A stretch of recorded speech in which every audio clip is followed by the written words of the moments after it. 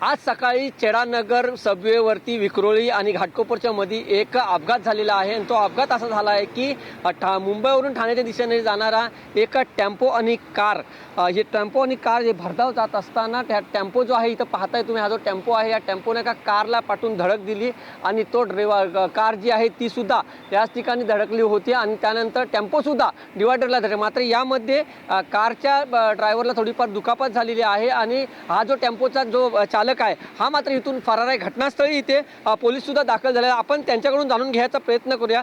Sir, किती वाजताची घटना आहे आणि काय नेमका प्रकार घडला? ही साधारण सकाळी 4ची घटना आहे आणि त्याच्या वेळेला टेम्पो आणि कारमध्ये अपघात होऊन टेम्पो चालक हा पळून गेलेला आहे.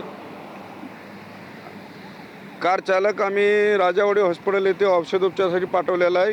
कार ब्रिजच्या खाली लावलेली आहे आता सध्या. किती याच्यामध्ये इंज्युअर झालेले? किती जणांना दुखापत? कारच्या चालकाला दुखापत झालेली आहे किरकोळ. टेम्पोचा ड्रायव्हर सध्या कुठे आहे? टेम्पोचा ड्रायव्हर फरार आहे, तो मिळालेला नाही. अजून काही माहिती या संदर्भात? त्याचा शोध घ्यात चाललाय आता. टेम्पो गाड्या पहिले आम्ही रस्त्यातून खाली करून रस्ता सुरळीत करतो. जास्त कोणाला दुखापत अशी झालेली आहे? जास्त दुखापत नाही, किरकोळ दुखापत आहे. आताच आम्ही फोन केला होता, सांगितलं किरकोळ दुखापत आहे.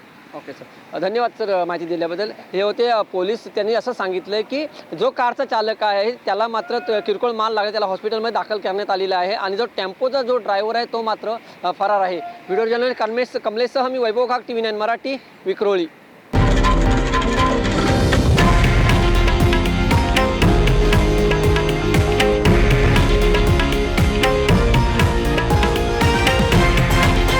हे आहे देशातील नंबर 1 न्यूज नेटवर्क आणि आपण पाहत आहात TV9 मराठी, एकमेव.